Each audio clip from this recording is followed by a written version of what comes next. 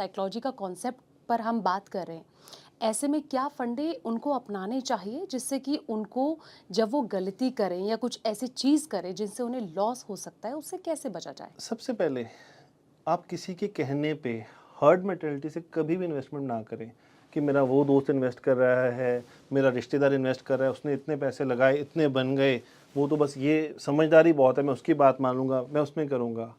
हम यहाँ पे जब कपड़े लेने जाते हैं, मैं एग्जांपल एक कपड़ों की बताता हूँ, वहाँ पे हम एक ना शर्ट लेते हुए ना उससे सवाल करते हैं कि शर्ट का साइज़ क्या है, मुझे फिट हो जाएगी, कलर मेरे लिए सूट कर रहा है। हम एक शर्ट चूज़ करने के लिए कम से कम 15-20 शर्ट्स देखते हैं, फिर जाके हम एक शर्ट चूज़ करते हैं। तो जब हम इन्वेस्टमेंट की बात करते हैं, जो मेरे दोस्त ने किया, जो मेरे रिश्तेदार ने किया, वही इन्वेस्ट करूँगा। ये गलती कभी भी ना करें। उनकी ज़रूरतें अलग हैं, आपकी ज़रूरतें अलग हैं। जब भी आपने इन्वेस्टमेंट करनी है, पहले तो अपना इन्वेस्टमेंट प्लान बनाएं कि आपको पैसे की ज़रूरत कब है। नॉर्मली लोग कहते हैं जी हमने पैसा कमाया, क्या किया, बस खर्च दिया, पार्टी करने चले गए। तो वो पार्टी की ज़रूरत थी आपको? आप छोटे गोल्स के टाइम पे बड़े गोल्स हमेशा भूल जाते हैं। एक तो इन्वेस्टमेंट की प्लानिंग करिए, लिखने की आदत करिए, और जब भी आपने इन्वेस्टमेंट करना है, आप पढ़ें कि इस इन्वेस्टमेंट का क्या प्रॉफिट है, क्या लॉस है। पूरा थॉरो स्टडी करें, ऐसे नहीं कि बस एकदम इन्वेस्टमेंट में कूद जाएं। उसके बाद फिर भी आपको अगर प्रॉब्लम लगती है, किसी ना किसी एक्सपर्ट एडवाइज़र को बुलाएं, उनकी एडवाइस लें।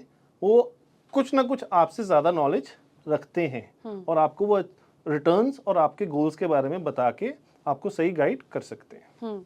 अच्छा, कुछ देर पहले तरुण जी आप वॉरेन बफे की बात कर रहे थे, जैसे आपने कहा कि कहीं ना कहीं गलतियां तो उन्होंने भी करी हैं अपनी इन्वेस्टमेंट जर्नी में, लेकिन उसके बावजूद भी देखिए लॉन्ग टर्म का जिस तरीके से वो लगातार उसे पुश करते हैं कि लॉन्ग टर्म में ही इन्वेस्ट किया जाना चाहिए। तो आपको लगता है कि अगर इन्वेस्टमेंट साइकोलॉजी की जैसे हम बात कर रहे हैं, यहाँ पर अगर कोई चीज़ हमें बहुत सही दिशा में लेके जा सकती है तो वो लॉन्ग टर्म ही है, और अगर पैसे के प्रोस्पेक्टर के हिसाब से मैं बात करूं तो फिर उसके लिए क्या कॉन्सेप्ट अपनाया जा सकता है? वॉरेन बफे ने पिछले 54 ईयर्स, 54 साल या 55 साल से जब से हैं, उनको एवरेज रिटर्न 20% आ रही है, 20% एनुअलाइज रिटर्न आ रही है। और 20% रिटर्न एक अच्छी हम रिटर्न कह देते हैं। हम अगर आज आप पीछे की म्यूचुअल फंड्स की हिस्ट्री देखें तो उसमें भी आपको बहुत अच्छी रिटर्न्स देखने को मिल जाएगी, पर इसका मतलब ये नहीं है कि वो भी आगे इतनी रिटर्न्स देंगी। हमें जब भी रिटर्न करनी है, लॉन्ग टर्म तो है ही है, कम से कम आपने मार्केट में इन्वेस्ट करना है 7 से 8 साल का होराइजन लेके चलें कि 7 से 8 साल से पहले आपने मार्केट से पैसा नहीं निकालना। टाइम दें मार्केट को, आपको रिटर्न्स आएंगी ही आएंगी। कोई भी ताकत आपके रिटर्न्स को नहीं रोक सकता। और जब आप इन्वेस्ट करते हैं उस टाइम आप थोड़ी सी स्टडी करने की कोशिश करिए कि जो फंड मैनेजर है वो कहाँ पैसा लगा रहा है। थोड़ी सी डिवर्सिफिकेशन कर लें कि कहाँ पे मुझे कितना सेक्टर चाहिए, मैं कितना रिस्क ले सकता हूँ। हम अपना कभी भी रिस्क टॉलरेंस नहीं देखते हैं, हम बस पैसे लगा देते हैं कि लगा दो। क्या मैं लार्ज कैप में लगाऊं, मैं मिड कैप में लगाऊं या स्मॉल कैप में लगाऊं? अरे स्मॉल कैप की रिटर्न तो बहुत अच्छी है, मैं इसमें लगा देता हूं। पर वही स्मॉल लालच वाली चीज आ जाती लालच है। वाली आ जाती है, पर स्मॉल कैप नीचे भी तो बहुत गिरता है, हम वो कभी नहीं देखते हैं। लार्ज कैप, अरे पिछले साल लार्ज कैप में अच्छी, आज मैं लार्ज कैप में ही लगा देता हूँ। हाँ। हम इसके पीछे अपना नुकसान ही करते हैं और उस साल लार्ज कैप की रिटर्न नहीं आती, स्मॉल कैप की आ जाती है। फिर हम लार्ज कैप से स्मॉल कैप में शिफ्ट कर लेते हैं, फिर लार्ज कैप दे देते हैं, फिर हम स्मॉल कैप से लार्ज कैप में करते हैं। हम इसी शिफ्टिंग के चक्कर में अपना भी नुकसान कराते हैं और अपनी जो पैसे का नुकसान हुआ वो तो हुआ ही हुआ। हाँ। हम अपने गोल्स भी पूरे नहीं कर पाते। तो आपको लगता है कि जैसे जो गोल्स अचीव करने के बारे में हम सोचते हैं, जो टारगेट लेके चलते हैं, तो उसके लिए जैसे कि कुछ देर पहले आप एसेट एलोकेशन की बात कर रहे थे, एसआईपी की बात कर रहे थे, तो इन्वेस्टमेंट में अगर किसी को सेफ जोन में चलना है, सेफ रास्ता पकड़ना है, तो यहाँ पर जाना उनके लिए बेहतर होगा। 101% यहाँ पे बेहतर ही है। आप जब इन्वेस्टमेंट इनमें इन टूल्स में करते हैं, आपकी एवरेजिंग भी हो रही है, हर महीने आपका पैसा भी लग रहा है, आपको सेविंग की आदत भी लग रही है और सेविंग को बढ़ाने की आदत भी लग जाती है। जैसे जैसे आपकी इनकम बढ़ती जाती है, थोड़ी थोड़ी सिस्टमेटिक इन्वेस्टमेंट प्लान करते रहिए, बढ़ते जाइए। आप लॉन्ग टर्म में देखेंगे तो आप करोड़ों रुपए कमा सकते हो। मैंने लोगों को, इन्वेस्टर्स को सिप के थ्रू कुछ हज़ार की सिप शुरू करते हुए करोड़ों में पहुंचते हुए देखा है। अच्छा। हाँ जी, सिप्स बढ़ती हैं, बट जब वो टाइम देते हैं मार्केट को, मार्केट में कभी भी टाइमिंग नहीं देनी है, सिर्फ टाइम देना है। हम्म। आपकी इन्वेस्टमेंट्स आपको आपकी हर गोल के लिए फुलफिल करके रिजल्ट्स आपको देगी ही देगी। अच्छा, जिस तरीके से कहते हैं ना कि साइकोलॉजी जो होती है, जितना हमारा मेंटल पीस काम रहेगा उतना हम अच्छा डिसीजन ले सकेंगे। आपको लगता है कि ट्रेडिंग के टाइम पे भी ये चीज़ कारगर साबित होती है कि हमें हमें ये पता रहता है कि हमें क्या करना है? मैं ना कुछ लोगों को ट्रेडिंग करते हुए देखता हूँ, हम्म। आप भी अपने अक्सर ऑफिस में देखते होंगे, आपकी मीटिंग के टाइम जो लोग ट्रेडिंग कर रहे होते हैं, हम्म। वो मीटिंग चल रही होती है, बॉस समझा रहा होता है, वो बार बार मोबाइल लैपटॉप देख रहे होते हैं कि फंड क्या रिटर्न दे रहा है, अरे ये ऊपर जा रहा है नीचे जा रहा है, बॉस कह रहा है कि आपने अचीव किया है कुछ, बॉस तू क्या कह रहा है यार, मेरा तो आज लाख रुपए का नुकसान हो गया। तो अगर आप अपनी लाइफ को हमेशा चिंता में रखना चाहते हो तो trading is the best option. आप हमेशा अच्छा। टेंशन में रहना चाहते हो तो trading is the best option. Trade करो, पैसे कमाओगे ना कमाओगे वो तो बात की बात है, पर चिंता ज़रूर ले जाओगे। बीपी के पेशेंट, शुगर के पेशेंट तो 101% बनोगे अगर रेगुलर ट्रेडिंग करते रहोगे। मैं अगेन कह रहा हूँ कि ऐसा नहीं ट्रेडिंग में लोग पैसा नहीं कमाते, पैसा कमाते हैं, पर वो स्टडी करके पैसा कमाते हैं। टिप्स के ऊपर वो कभी भी पैसा नहीं कमाते। बट अगर आप लॉन्ग टर्म की तरफ देखेंगे, अपनी फैमिली के साथ एंजॉय कर पाएंगे, लॉन्ग टर्म इन्वेस्टमेंट करो, फैमिली को भी टाइम दे पाओगे, जो आजकल सबसे ज़्यादा हम अपनी फैमिली को टाइम नहीं दे पाते वो भी दे देंगे, और रिटर्न्स तो आएंगे ही आएंगे, और शांति से आप अपना जीवन व्यतीत करेंगे। मेरे एक इन्वेस्टर थे, उनकी वाइफ को और उनके बच्चों को मैं इन्वेस्टमेंट प्लान समझा के आया। अच्छा। उनकी वाइफ ने कहा भैया अच्छा है, आपके कारण ना ये थोड़ी सी सेविंग करने लग जाएंगे। मैं भी बड़ा खुश हुआ। 6 महीने बाद मैं गया, बच्चे मुझे उनकी आंखें दिखा रहे थे, भाभी के माथे में पसीना आया हुआ था कि कहाँ ये आ गया।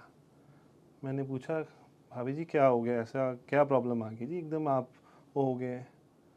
वो कहते जब से आपने इन्वेस्टमेंट की है ना, ये जितने भी बिजनेस वाले न्यूज़ चैनल्स हैं ना जी, वो सब देखते हैं सुबह अच्छा। शाम। अच्छा। मैंने कहा वो देखने की क्या ज़रूरत है, आपने सिस्टमेटिक इन्वेस्टमेंट प्लान लिया है, नहीं पता तो लगे ना कि हमारी मार्केट कहाँ जा रही है।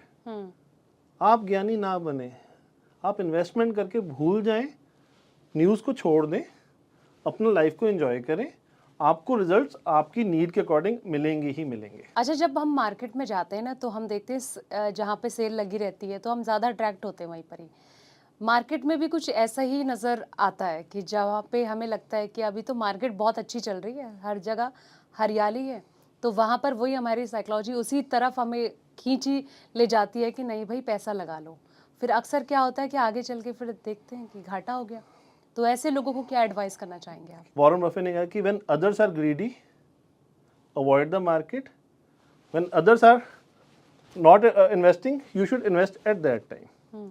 सो जब मार्केट की सेल आती है तब आता है इतने करोड़ों का इन्वेस्टर्स का नुकसान हो गया, हमारी मार्केट नीचे चलेगी, 5 कारण 10 कारण की मार्केट आगे क्यों नहीं बढ़ेगी।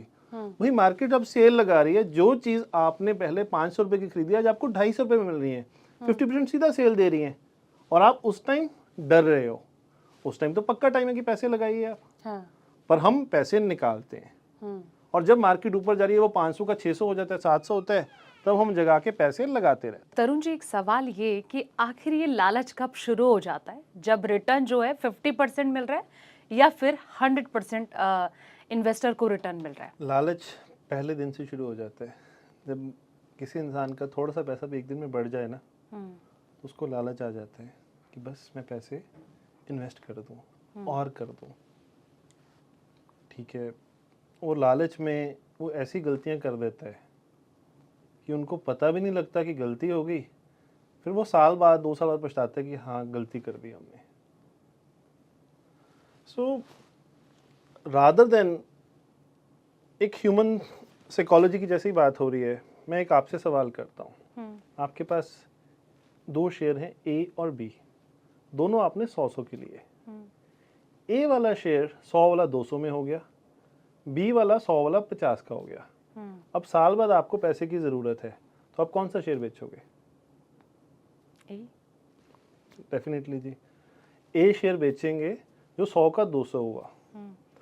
जो आपका कमाने वाला बेटा है उसको आप बेच रहे हो, जो निकम्मा है जो आगे जाके बढ़े ना बढ़े उसको आप अपने पास रख रहे हो। उल्टा होना ये चाहिए कि मैं बी वाला बेच दूं और ए में पैसे और इन्वेस्ट कर दूं, उसके बढ़ने के चांसेस और हैं। मैं थोड़ी सी स्टडी करूं, जो एक साल में 50% नीचे चला गया उसके तो बढ़ने के चांसेस वैसे ही थोड़े से कम हो गए। हर इन्वेस्टर बी वाला ही बेचता है, ए वाला बेचता है, पर हमें उल्टा बी वाला बेचना चाहिए।